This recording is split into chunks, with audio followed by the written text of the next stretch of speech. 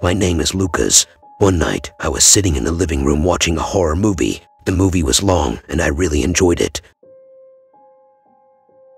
After the movie ended, I looked at the clock. It was 2:30 a.m. when I turned off the TV and went to my room to sleep. I closed my eyes, but I wasn't asleep yet. I heard the sound of the closet opening. And when I looked, I found nothing. I thought I was just imagining things. I ignored it and closed my eyes. But I heard the voice again, and this time it was much clearer. I got up and looked at the closet and found it already open.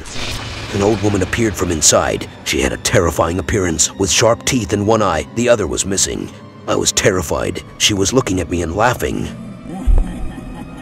She walked over to my bed. She was slowly approaching me.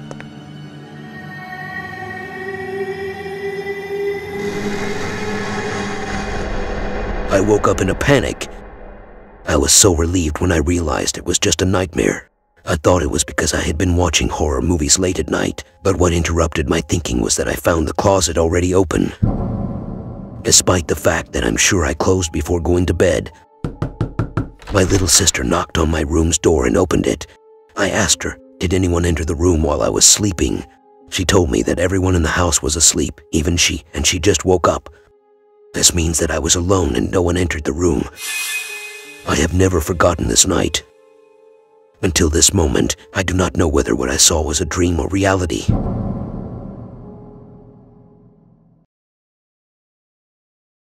My name is Olivia, and I'm a doctor. I work night shifts at the hospital, so I come home late. One night I finished work and drove home. It was 2 a.m.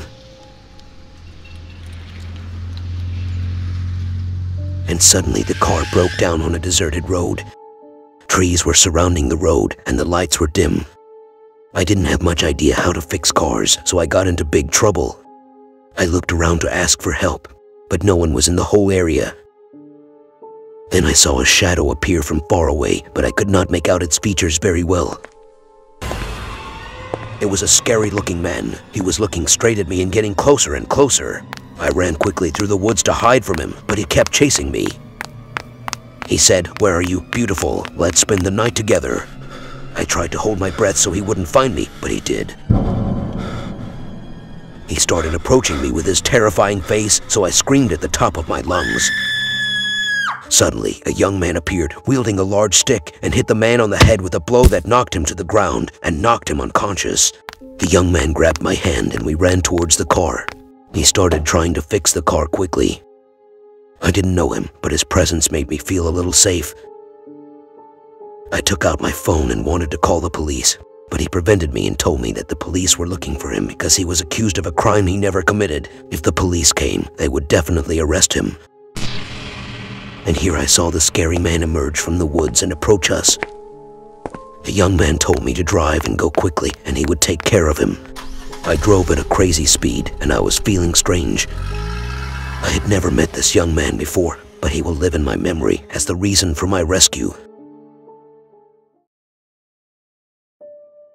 My name is Emma. I will tell you a true story that actually happened to me. One day I was sitting with my mother in my room, arranging some clothes, and my room was right in front of the apartment door, so we could see who entered through it. Suddenly, I found my mother looking at the door and calling my father. I looked behind me. There was no one. I turned to my mother and told her that my father had not come yet. But she wondered and asked me, so who was standing at the door? I looked behind me again and told her there was no one there. She confirmed to me that she saw my father open the door and heard the sound of the key. I got scared, and I ran out of the room to make sure of what my mother was saying. What a shock! Inside the house, I found a shadow that looked like my father's shadow standing next to one of the walls. The shadow was moving, but my dad is not home. I rushed to the room again and threw myself into my mother's lap. Half an hour later, my father came home from work. Months have passed since this, but I still don't know what I saw that day.